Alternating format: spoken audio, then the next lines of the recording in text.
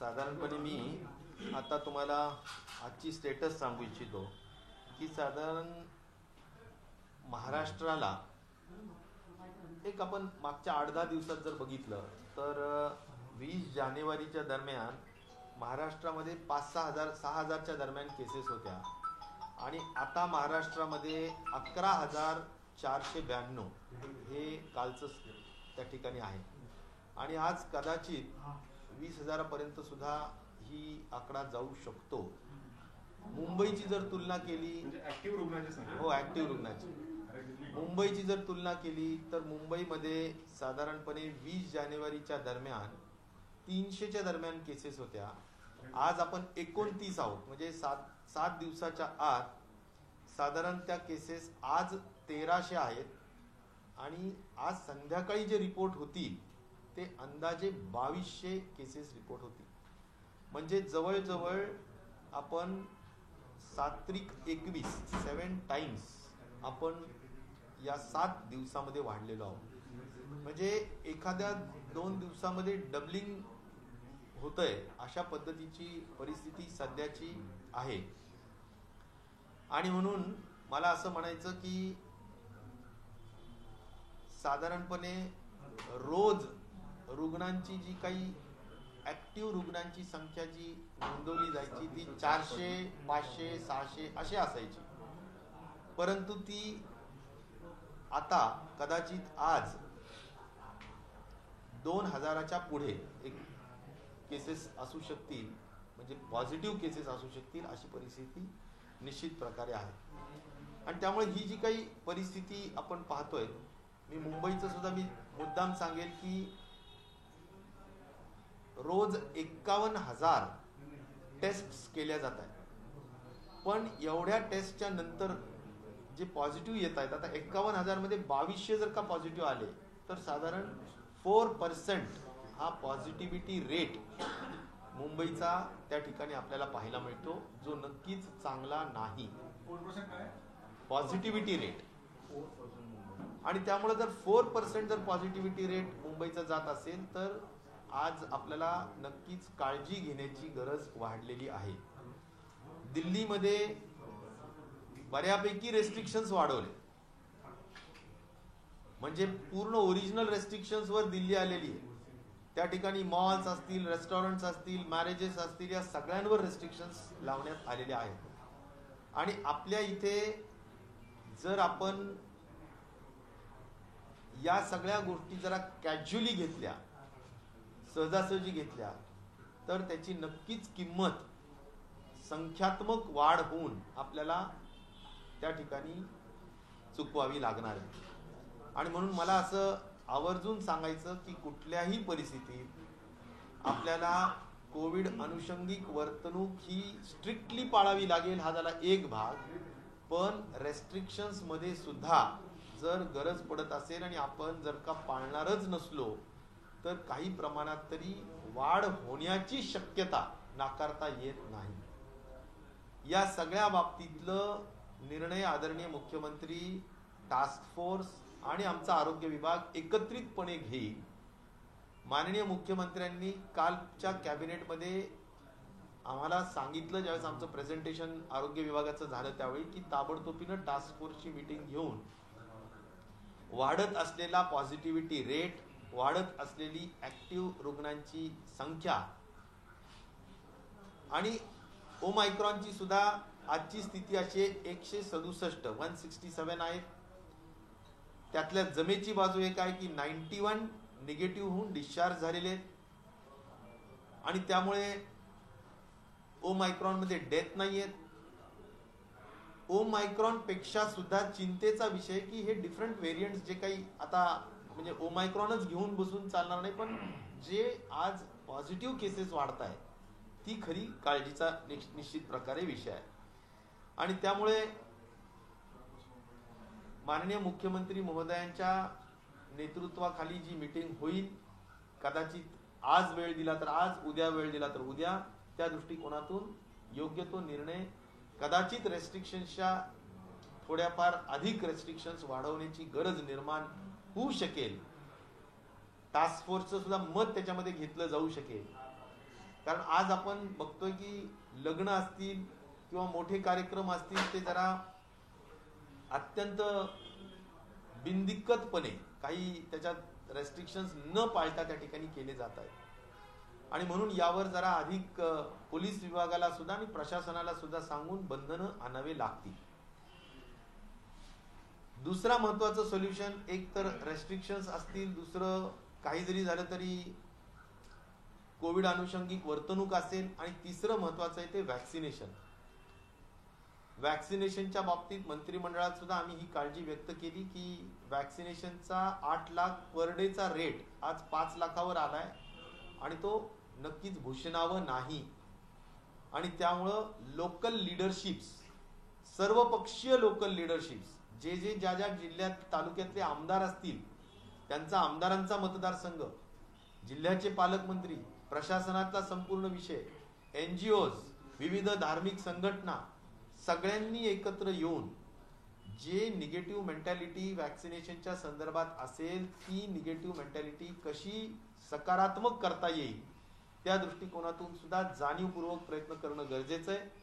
आणि आपली गती वाढवण्याची गरज आहे, कारण व्हॅक्सिनेशनमध्ये आपण कंट्री ॲव्हरेजपेक्षा थोडं कमी निश्चित प्रकारे आहोत आणि ते आपल्याला योग्य वाटत नाहीये.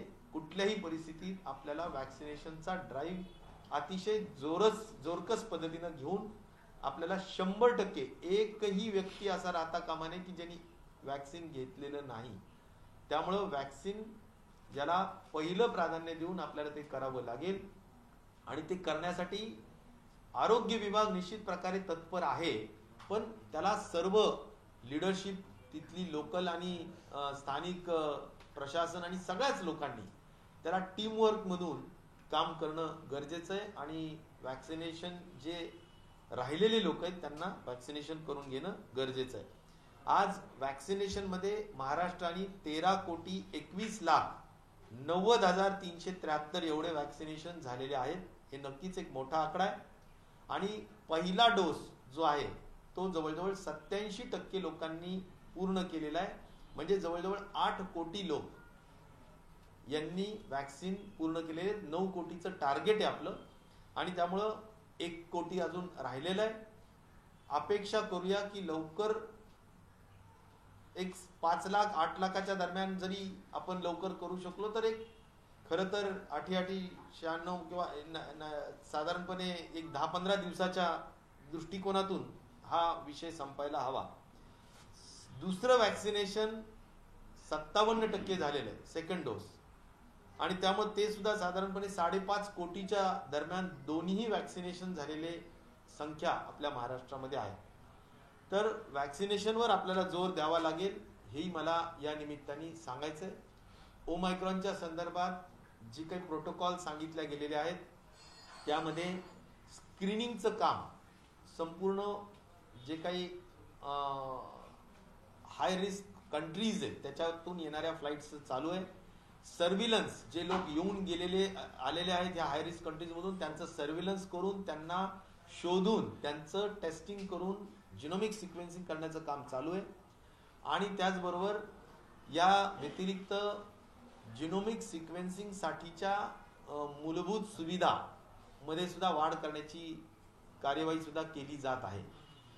केंद्र सरकारने आत्ताच जे नवीन घोषणा केली माननीय प्रधानमंत्री महोदयांनी, की ज्यामध्ये 15 ते 18 वयोगटातील विद्यार्थ्यांना शाळेत असणाऱ्या व्हॅक्सिन द्यायचंय, आणि त्या दृष्टीनं सुद्धा आम्ही पूर्ण सज्ज आहोत. मी काल सुद्धा विधानसभेमध्ये हे बोललोय. आणि याला कोवॅक्सिन हा एकच व्हॅक्सिन देण्याच्या दृष्टिकोनातूनचा निर्णय भारत सरकारने घेतलेला आहे. त्यामुळे कोवॅक्सिनच यांना देण्याच्या दृष्टिकोनातूनचं नियोजन आम्ही करतो. त्यांनी असं सांगितलंय की एक वेगळी व्यवस्था यांच्यासाठी करा. आणि आमचा असाही निर्णय होतोय की जर त्यांना प्रत्येकाला तिथे बोलून घेऊन कदाचित केलं तर खूप वेळ लागेल, तर आपल्याला स्कूलमध्ये जाऊन करता येऊ शकेल का, या बाबतीतलं सुद्धा जरा नियोजन करण्याचं काम किंवा त्याच्या बाबतीतला विचार होऊन त्याच्यातला निर्णय घेण्याचं काम सुद्धा या ठिकाणी चालू आहे, जेणेकरून 15 ते 18 वयोगटातील विद्यार्थ्यांना जलद गतीनं आपल्याला वॅक्सिनेशन करून घेता येईल. कोमॉर्बिड आणि 60+ आणि हेल्थ वर्कर्स आणि फ्रंटलाईन वर्कर्स यांच्यासाठी जो बूस्टर डोसचा जो निर्णय घेण्यात आलेला आहे त्या बाबतीत कोणतं त्यांना वॅक्सिन द्यायचं, म्हणजे एखाद्याने कोविशिल्ड घेतले तर त्याला कोविशिल्डच दिलं पाहिजे का, एखाद्याने कोवॅक्सिन घेतलं तर त्याला कोवॅक्सिनच द्यायचं का, दुसरं दिलं तर चालेल, या सगळ्यांच्याच बाबतीतला निर्णय अद्याप भारत सरकारने ICMRने आपल्याला कळवलेला नाही. आणि त्यामुळे त्यांचा हा निर्णय आम्ही वाट बघत आहोत. कारण 10 जानेवारीला हा आपल्याला पुढे बूस्टर डोसचा एक मिशन मोडवर आपल्याला प्रोग्राम राबवायचा आहे आणि 3 जानेवारीपासून मुलांचं वॅक्सिनेशनचा कार्यक्रम आपल्याला राबवायचा आहे. तर मुलांच्या बाबतीतलं क्लॅरिटी झालेली आहे, परंतु अद्याप सिनियर सिटीजन्सच्या बाबतीत अद्याप क्लॅरिटी नाहीये. ती आम्ही अपेक्षित करतोय की लवकरच त्या बाबतीतले आम्हाला प्रोटोकॉल्स आणि SOPs कळवले जातील. त्यानंतर तोही कार्यक्रम आम्ही निश्चित प्रकारे राबूया. सर, बरेच असं ऐकिवात आहे की बरेचसे आपले डोस जे आपल्याकडे लसीचे आलेले आहेत ते लवकरच एक्सपायरी होणार आहे. तर असे किती डोस आपल्याकडे आहे जे एक्सपायरी होणार आहे आणि त्याच्या आधी जर काही निर्णय नाही झाला तर मग ते डोस वाया जातील का? नाही, मला असं वाटतं की शक्यतो जे जे काही डोसेस आलेले आहेत ते वापरलेच जावेत या दृष्टिकोनातूनच आपला प्रयत्न आहे. कारण हा शेवटी नॅशनल वेस्ट आहे आणि ते महाराष्ट्र तरी कधीही होऊ देणार नाही. त्यामुळे जेवढं काही आपल्याला त्वरेने जे काही लोक राहिलेले आहेत त्यांची लाईन लिस्ट काढण्यात आलेली आहे. गाववाईज आशा वर्कर्सला आणि CHOs म्हणजे कम्युनिटी हेल्थ ऑफिसर्सला, डॉक्टर्सला ह्या दिलेल्या आहेत आणि त्यांच्याकडे घरोघर जाऊन ते आपण वॅक्सिनेशन करण्यासाठी त्यांना काउन्सिलिंग करतो आहोत, त्यांना समजावून सांगतो आहोत आणि लवकर वॅक्सिनेशन करण्याचा प्रयत्न करतो आहोत. तसंच सेकंड डोसचं सुद्धा आपल्याजवळ लिस्ट आहे आणि त्या लिस्टला जे लोक ड्यू झालेले आहेत त्यांना मेसेज पण जातात, त्यांना कळवलं पण जातं आणि त्यांना काउन्सिलिंग करून घेण्याचा प्रयत्न पण केला जातोय. त्यामुळे या सगळ्या गोष्टींना जरा अधिक गती द्यावी लागेल आणि त्याला राजकीय इच्छाशक्तीनं अधिक चांगल्या पद्धतीनं त्या स्थानिक सर्वपक्षीय, मी मुद्दाम सांगू इच्छितो, सर्वपक्षीय लोकप्रतिनिधींनी यासाठी प्रयत्न करणं गरजेचं आहे. मी माध्यमांच्या कडून सुद्धा अपील करू इच्छितो की लोकल लीडर्स आणि रिलिजियस लीडर्स आणि NGOs आणि प्रशासन सगळ्यांनी हातात हात घालून या वॅक्सिनेशनच्या ड्राईव्हला सक्सेसफुल करा अशी माझी नम्रपूर्वक महाराष्ट्राच्या या संपूर्ण घटकाला नम्रपूर्वक विनंती आहे. सार्वजनिक वाहतूक व्यवस्थेमध्ये जी गर्दी होते, मुंबईत लोकल ट्रेन असतील, बेस्ट असेल, तर त्याच्यामुळे हा पहिला आणखी वेगाने वाढण्याची भीती आहे का?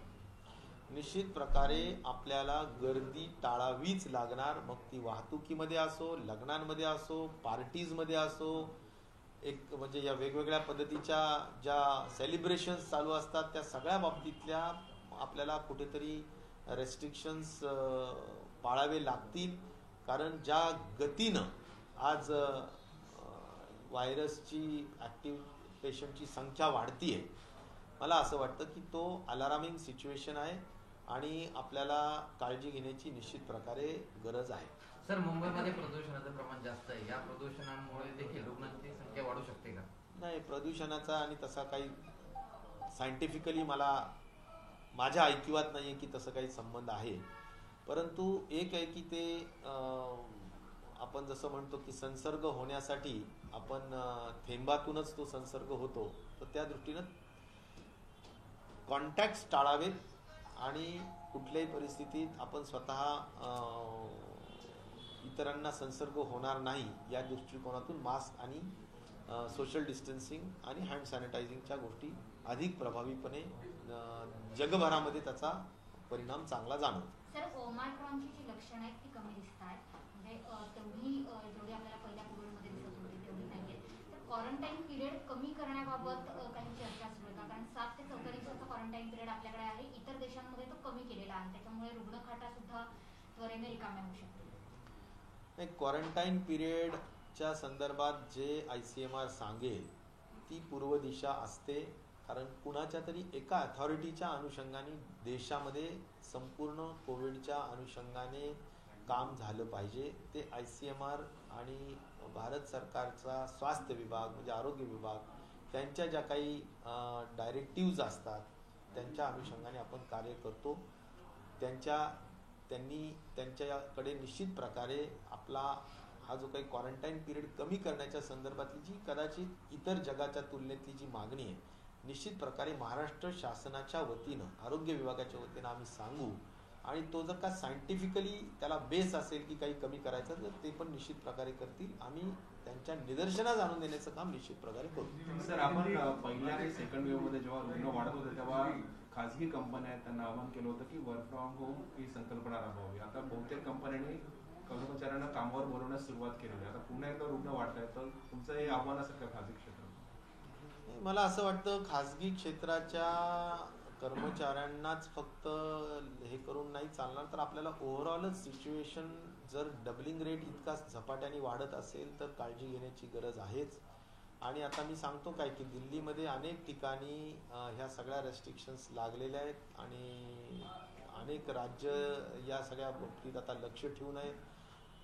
केंद्र सरकारची सुद्धा टीम आज महाराष्ट्रामध्ये निश्चित प्रकारे सगळीकडे 2-3 दिवसाचा दौरा त्यांचा केला जातोय आणि या सगळ्याच गोष्टी ते तपासतायत की वॅक्सिनेशनचा ड्राईव्ह कसा केला जातोय, ओमायक्रॉनचा काय परिस्थिती आहे किंवा प्रिपरेशन कसं आहे. या सगळ्याच अनुषंगाने मी एक नक्की सांगेल की वेव्ह जरी असली तरी सुद्धा महाराष्ट्राचं आरोग्य विभाग हे संपूर्णतः beds, hospital, doctors, paramedical staff, medicines आणि संपूर्ण जो काही ट्रीटमेंट प्रोटोकॉल या सगळ्या अनुषंगाने आपण तयारीत आहोत. त्यामुळे असं घाबरून जाण्याचं काही कारण नाही हे सुद्धा मी अतिशय नम्रतापूर्वक सांगू इच्छितो.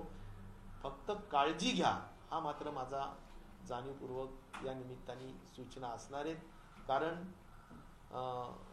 डबलिंग रेट हा निश्चित प्रकारे खूप जास्त आहे. लॉकडाऊन संदर्भात आपण काही निकष ठेवलेले आहेत की बाबा ऑक्सिजनची एवढी मागणी वाढली की आपण लॉकडाऊन लावायचं, त्या संदर्भात आता काय आपला विचार? नाही तर 700 मेट्रिक टन पर्यंत जर ऑक्सिजनचा खप गेला की मग आपण लॉकडाऊन करतो. ही जी काही नोटिफिकेशन मध्येच आपण मागच्या 6 महिन्यापूर्वीच मला वाटतं ही अट घालून ठेवलेली आहे आणि त्यामुळे त्या अनुषंगाने आपण काम करतो. पण आज ऑक्सिजनच्या बाबतीतली निकड अजिबात नाहीये किंवा ऑक्सिजन लागतंय अशातले काही पेशंट्स नाहीयेत. पण संख्या मात्र वाढते एवढंच मात्र सध्याचा विषय आहे. सर, आरोग्य विभागाकडनं एक पत्र दिलं होतं केंद्रीय आरोग्य विभागाकडे की जे परदेशातून जे येणारे विमान आहे त्यांना कुठे थांबवावं अशा पद्धतीचं पत्र दिलं. त्याला काही उत्तर आले आरोग्य विभागाने? नाही, त्यांनी तसं काही सिव्हिल एव्हिएशननी कळवलेलं नाही. मात्र त्यांच्या ज्या काही सूचना येतील बाहेरच्या परदेशातील विमानांच्या संदर्भात त्या आपण मुंबई एयरपोर्ट आणि सगळे इंटरनेशनल एयरपोर्ट पाळतील. सर, हिंदी में जानना चाहेंगे कि डबलिंग रेट जो 1 से 2 दिनों के भीतर हो रहा है, ये कितनी चिंताजनक बात है और सरकार इसको कैसे एक्शन प्लान कर रही है? देखिए, एक ज़रूर चिंता का विषय निश्चित तौर पर है कि संख्या एक्टिव रुग्णों की बढ़ रही है, एक्टिव पेशेंट्स की बढ़ रही है. जैसा कि अगर आप देखेंगे कि करीबन 20 दिसंबर को अगर आप देखेंगे तो 6000 थे. अभी हम 29 तारीख को 7 दिन में करीबन 12000 के दरमियान गए हैं. अभी रोजाना आंकड़ा 500-600 का रहता था, अभी 2000 के दरमियान आंकड़ा रह रहा है. तो इसका मतलब है 5 गुना ये संख्या रोज एक्टिव केसेस की संख्या बढ़ रही है. और इसमें हम टेस्टिंग कम कर रहे हैं क्या? बिल्कुल नहीं. अगर मुंबई का सोचेंगे तो मुंबई में 51,000 टेस्टिंग रोज हो रही है. तो 51,000 में 20 दिसंबर को अगर देखेंगे तो करीबन 300 के दरमियान केसेस आते थे. लेकिन अभी कल का आंकड़ा ये 2200 के दरमियान रहेगा. तो 2200 के दरमियान अगर कल का आंकड़ा रहेगा, जिसका अंदेशा हम आज कर सकते हैं कि भाई कल का आंकड़ा क्या रह सकता है, तो करीबन 7 गुना ये आंकड़ा बढ़ गया है. तो इसका मतलब है एक दिन 8 केसेस डबल हो रहे हैं और ये निश्चित तौर पर चिंताजनक बात है। और मुंबई का पॉजिटिविटी रेट अभी 4% हो गया है, तो 5% तक अगर पॉजिटिविटी रेट जाता है तो हम जब सेकेंड वेव में थे तब ऐसा ही कुछ 7-8-10% का पॉजिटिविटी रेट था, लेकिन 5 के आगे का पॉजिटिविटी रेट निश्चित तौर पर बहुत ही अलार्मिंग होता है। तो हमें रेस्ट्रिक्शंस के बारे में भी गंभीरता से सोचना पड़ेगा।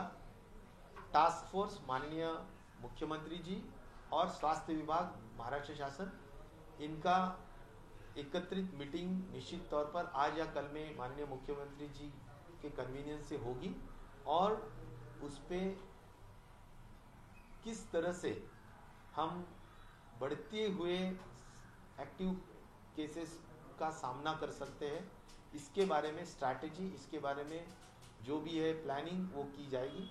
फिर कुछ हद तक रेस्ट्रिक्शंस बढ़ाने का है क्या, वैक्सीनेशन ड्राइव और अच्छी तरह से किस तरह से हम कर सकते हैं, और रहा सवाल कोविड अप्रोप्रिएट बिहेवियर को भी और स्ट्रिक्टर मोड पे हम किस तरह से ला सकते हैं, यह हम विषय ऊपर चर्चा माननीय मुख्यमंत्री जी के मीटिंग में होंगी। ओमाइक्रॉन के हद तक 167 केसेस ओमाइक्रॉन के महाराष्ट्र में है, जिसमें 91 केसेस अभी निगेटिव होके उनको डिस्चार्ज किया गया है और उसमें कोई भी डरने वाली बात नहीं है, कोई भी मृत्यु नहीं है और बहुत सीवियर बीमार या हॉस्पिटलाइज हुआ है, ऑक्सीजन लग रहा है या आईसीयू है, ऐसी कोई बात हमें 167 केसेस में नहीं दिख रही है। रहा सवाल इसमें अभी जो सॉल्यूशंस है, एक कोविड अप्रोप्रिएट बिहेवियर है, सेकंड हम थोड़ा रेस्ट्रिक्शंस जितना ज़रूरी है उतना बढ़ाने के बारे में भी सोचना होगा। जैसा कि मैरिजेस में बहुत भीड़ हो रही है, सेलिब्रेशंस में बहुत भीड़ हो रही है और इन जनरल ट्रांसपोर्टेशन में भी भीड़ हो रही है, तो इसके बारे में क्या हम कंट्रोल कर सकते हैं जिससे कि स्प्रेड न हो, संक्रमण न हो, ये देखने का भी हम काम जरूर करेंगे। और वैक्सीनेशन, यह तीसरा मुद्दा है कि जिसमें हम वैक्सीनेशन बड़े पैमाने पर जो गति कम हुई है उसको हम और बढ़ाना चाहते हैं और इसलिए जो लाइन लिस्ट तैयार की गई है, जिसमें शहरों में वार्डों में लाइन लिस्ट तैयार की गई है और गांव में भी लाइन लिस्ट, यानी जो बचे हुए हैं जिनका सेकेंड डोज ड्यू है या जिन्होंने अभी तक वैक्सीन ली नहीं है, ऐसे करीबन 1 करोड़ लोग जिन्होंने वैक्सीन ली नहीं है, ऐसे लोग बचे हैं।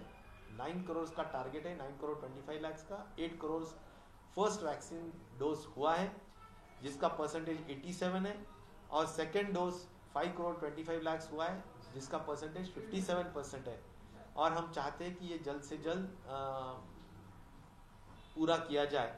और उसके लिए मैं अपील करना चाहता हूँ ऑल पार्टी वर्कर्स को, जो लोकल वर्कर्स हैं, लोकल पार्टी लीडर्स हैं, हमारे जो भी गार्डियन मिनिस्टर्स हैं, हमारे जो आला ऑफिसर्स हैं डिस्ट्रिक्ट के, जो सभी प्रशासन को कोविड के हद तक और ज़्यादा अच्छी तरह से एक्सेलरेट कर सकते हैं।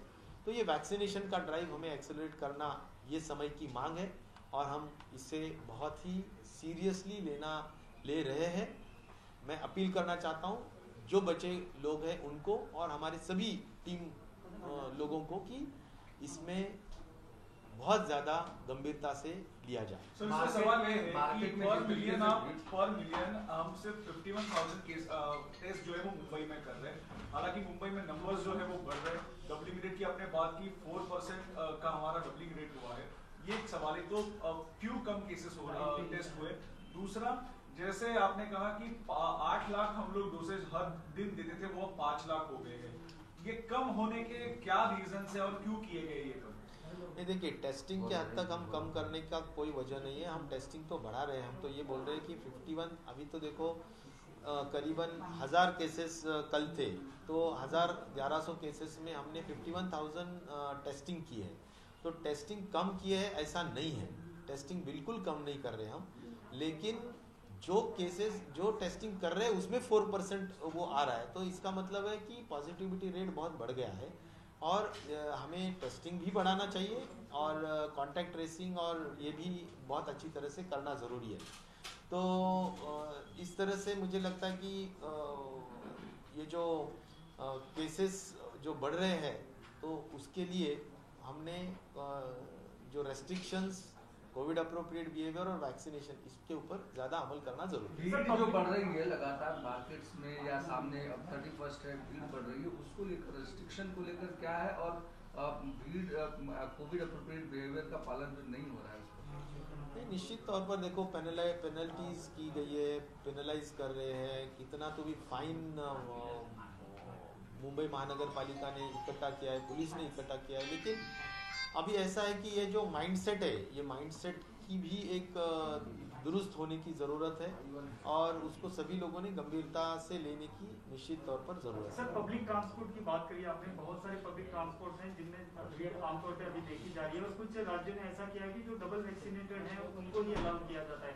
यहाँ सिर्फ मुंबई में जो डबल वैक्सीनेटेड है उसमें ट्रेन में आने की अनुमति, क्या इस तरह के स्टेप्स लिए जाएंगे जो पब्लिक ट्रांसपोर्ट, बसेस और बाकी जो वगैरह हैं? देखो, संक्रमण रोकने के लिए जो भी कुछ ज़रूरी है वो लेने का काम महाराष्ट्र शासन करेगा और वो जनरल जनता के हित की बात है, इसलिए जनरल जनता के हित की बात जो भी सही है वो करने में माननीय मुख्यमंत्री जी निश्चित तौर पर बहुत ही गंभीर है और वो निश्चित तौर पर इस डिसीजंस का अमल जो ज़रूरी है उसका अमल करने के लिए बिल्कुल कोशिश। लॉकडाउन लगेगा क्या? देखो, जब क्योंकि लोग देखिए आप कह रहे हैं कि जो हित में होगा वो करेंगे, लेकिन इसका मतलब है आज लॉकडाउन की ज़रूरत नहीं है, जब तब ज़रूर देखा जाएगा, लेकिन आज ज़रूरत इतनी है कि हमने हमारा माइंडसेट कोविड अप्रोप्रिएट बिहेवियर का बिल्कुल स्ट्रिक्टली रखना चाहिए और उसका अमल सीरियसली करना चाहिए। दिल्ली में जिस तरीके से केसेस बढ़े तो वहाँ पर बहुत सारे रिस्ट्रिक्शन ले दी गए, 50% ट्रेन में या फिर बसेस में या जो भी रिस्ट्रिक्शन, उस तरीके के रिस्ट्रिक्शंस पे हम कब जा रहे हैं? नहीं, देखिए, इसके बारे में ही माननीय मुख्यमंत्री जी टास्क फोर्स और स्वास्थ्य विभाग के हमारे सभी आला ऑफिसर्स मीटिंग्स लेंगे, आज या कल में लेंगे और रेस्ट्रिक्शंस के बारे में और इन जनरल क्या स्ट्रैटेजीज, बढ़ते हुए संख्या और डबलिंग रेट जो बढ़ा है और पॉजिटिव रेट जो बढ़ा है, पॉजिटिविटी जो बढ़ी है, इसके बारे में क्या स्ट्रैटेजी करना ज़रूरी है, अन्य राज्यों ने क्या किया है, देश में और अन्य दुनिया में भी अन्य देशों में क्या हो रहा है, इसके बारे में बहुत ही सीरियसली चर्चा होके एनालिसिस करके इसके बारे में जो भी है सही डिसीजन लेने का कार्य ये 1-2 दिन में किया जाए। सर, पुण्यात एक घटना समोर आली, 30 विद्यार्थ्यांना फूड पॉइझनिंग झाले। ओमिक्रॉन के खतरे दिल्ली और महाराष्ट्र के लगभग सेम नजर आ रहे हैं। येलो अलर्ट वहाँ पे जारी कर दिया गया है, सिनेमा थिएटर सारी चीजें बंद कर दी। तुरंत क्या बैठक से पहले सरकार इस तरह के निर्णय लेगी कि सिनेमा जहाँ पे भीड़ होती है, रूल्स मुझे लगता है बंद कर दिए गए? जहाँ भीड़ हो रही है, फिर वो मैरिजेस हो, फिर वो मॉल्स हो, तो रेस्टोरेंट्स हो, सेलिब्रेशंस हो, तो ये अपने को रोकने का काम या उसमें निश्चित तौर पर संख्या कम हो या संक्रमण नहीं हो, इसके जो भी सॉल्यूशंस हो सकते हैं वो हम निश्चित तौर पर करेंगे, क्योंकि संक्रमण रोकना है, यही हमारे आज का मुख्य मुद्दा रहेगा और जल्द ही माननीय मुख्यमंत्री जी मीटिंग लेके इसके ऊपर डिसीजन लेंगे। Thank you. आरोग्य विभागाचा गट कंपनीचे अधिकारी त्याच्यात सहभागी आहेत, पुणे पोलीस आयुक्तांनी त्याची माहिती दिली आहे, तुम्ही काय माहिती घेतली आहे? मला असं वाटतं की पोलीस विभागाच्या वतीने काल माननीय गृहमंत्री दिलीप वळसे पाटील साहेब यांनी फार सविस्तर सांगितलेलं आहे की गट क असेल, गट ड असेल, गट क च्या बाबतीत सुद्धा आरोग्य विभागाने गव्हर्नमेंटच्या वतीनं नुसतं गट ड च्याच बाबतीत FIR नाही नोंदवला, तर गट क च्या बाबतीतला सुद्धा FIR नोंदवलेला आहे। आता पोलीस विभाग जे काही शोध लावेल, करेल, त्या सगळ्या संदर्भाने पुढील ज्या काही कार्यवाही असतील त्या केल्या जात असतात आणि त्यामुळे मला असं वाटतं की पोलीस रिपोर्टच्या अनुषंगाने पुढील या संबंधितला निर्णय माननीय मुख्यमंत्री, उपमुख्यमंत्री आणि स्टेक होल्डर्स जे काही स्टेक होल्डर्स आहेत, अक्षरशः आमची विचार आहे की यामध्ये सगळ्या स्टेक होल्डर्सला विश्वासात घेऊन आम्ही योग्य तो निर्णय घेण्याच्या दृष्टिकोनातूनचा प्रयत्न तो करू. सर एक आखिरी सवाल पूछूंगा कि इससे पहले हम स्कूल शुरू करने के लिए हमने देखा था कि सरकार फूट कर कदम ले रही थी क्योंकि बच्चों पे ऊपर उसका असर नहीं होना चाहिए. अहमदनगर में अभी देख रहे हैं हम कि 70 से 80 बच्चे एक ही स्कूल के पॉजिटिव आए. तो स्कूल को लेके, महाराष्ट्र के पूरे स्कूल्स को लेके क्या फिर से एक बार ये जैसे सिचुएशन बढ़ रही है खास करके मुंबई जैसे शहर में, क्या राज्य सरकार इसके ऊपर फिर से एक बार निर्णय लेगी? जैसा कि अहमदनगर की घटना 80 पॉजिटिव स्टूडेंट्स आए हैं, वह घटना निश्चित तौर पर मुझे लगता है कि एक केस स्टडी हो सकती है और केस स्टडी का के अनुसार हम निश्चित तौर पर जो हमारी माननीय मुख्यमंत्री जी के नेतृत्व में जो मीटिंग होगी टास्क फोर्स और उसमें इस तरह की जो घटनाएं घटी है उसके बारे में भी चर्चा होंगी और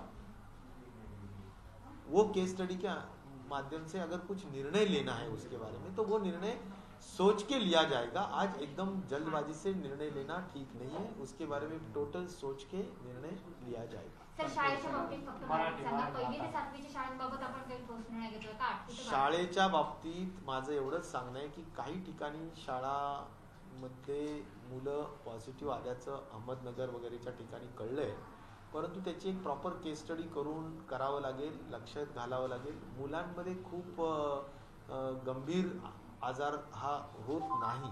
पॉझिटिव्ह जरी झालं तरी त्यांच्यामध्ये इम्युनिटी खूप स्ट्रॉंग असते आणि त्यामुळे त्यांचा आजार बळावत नाही किंवा गंभीरता निर्माण होत नाही. पण तरीसुद्धा त्यातले जे तज्ज्ञ आहेत, टास्क फोर्स आहे आणि आमचा आरोग्य विभाग आहे, या सगळ्यांच्याच विचारविनिमयाने आणि ICMRचे काही डायरेक्शन्स आहेत का त्या सगळ्या संदर्भात, त्या सगळ्या बाबतीत माननीय मुख्यमंत्रीजींच्या बैठकीमध्ये आणि आमच्या आरोग्य आणि सगळ्यांच्या बैठकीमध्ये शाळेच्या बाबतीतला सुद्धा विषय जो आहे तो वाढत असलेली संख्येच्या अनुषंगाने काय मतं आहेत वेगवेगळ्या दृष्टिकोनातून, ते मतं लक्षात घेऊन योग्य तो निर्णय घेण्याच्या दृष्टिकोनातून 1-2 दिवसामध्ये आम्ही त्या ठिकाणी प्रयत्न करू. सर शेवटचा प्रश्न, ज्यांनी डबल डोस घेतलेला आहे त्यांना ओमायक्रॉनची जास्त भीती आहे असं काही आपल्या रिपोर्टनुसार काही अजिबात नाही. 2 डोस घेतलेल्यांना अधिक सेफ आहे, भीती कुठलीही नाही आणि भीती कशाची बाळगू नका.